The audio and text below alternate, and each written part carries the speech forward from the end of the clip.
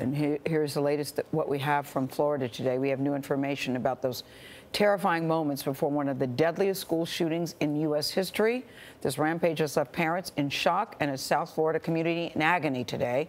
Police say their former student killed 17 people and wounded more than a dozen others at Marjory Stoneman Douglas High School, that's in Parkland. And sadly, we've just learned the names of two of the victims. Jamie Gutenberg was a student at the high school. Her brother Jesse reportedly attended the same school. He made it home safely. Assistant football coach and security guard Aaron Feist was also killed in the shooting. He was actually shielding students from the gunman when he was shot.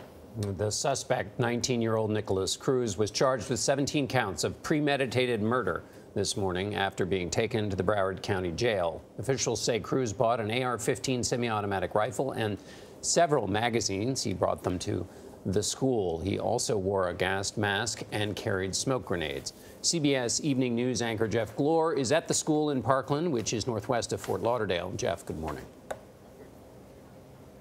John, good morning to you. This remains a busy, if numb, scene today.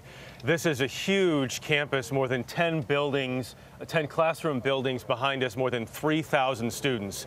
Investigators worked throughout the night here as we've watched, gathering evidence at Stoneman Douglas High, which remains a crime scene. It'll be closed today and tomorrow. All school activities are canceled for the rest of this week. Police say the gunman started his rampage outside the school, then went inside and fired more shots. Hundreds of students fled. Police say the shooter concealed himself in the crowd and was seen running out of the school. Those who did not flee were trapped in their classrooms. Some of them saw classmates die right in front of them. Many of the horrific moments were captured on cell phone cameras. We do want to warn you, some of the footage you're about to see is graphic. Oh my God! Oh my God! The gunshots started ripping through Marjory Stoneman Douglas High School around 2:30 p.m. Wednesday. The heavy police response arrived minutes later. The subject is going to be a white male, possibly Nicholas Cruz.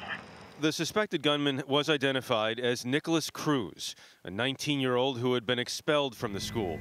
He allegedly began the rampage outside, where two people died. Once inside, carrying a gas mask and smoke bombs, Cruz apparently pulled a fire alarm, causing chaos, then began shooting. 12 people died inside the school. Broward County Sheriff Scott Israel. He had countless magazines, multiple magazines, and at this point, we believe he had one AR-15 rifle. They're following him on video, on the camera. They had him exiting the building, running south. Police were able to track his movements in part using the school's surveillance cameras. He was captured about an hour after he allegedly first opened fire. SWAT teams then went room to room, clearing the school. Put your phones away. Frightened students ran down hallways, stepping over discarded backpacks.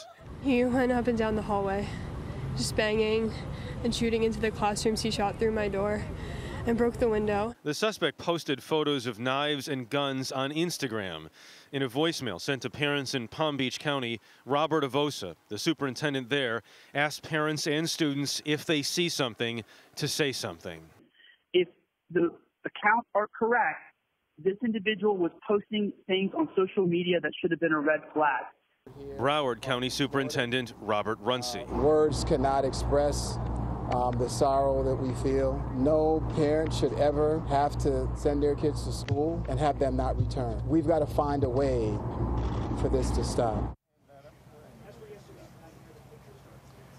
State flags in Florida are at half-staff this morning to honor those who died in this shooting yesterday. President Trump offered sympathy on Twitter, adding, quote, "No child, teacher, or anyone else should ever feel unsafe in an American school."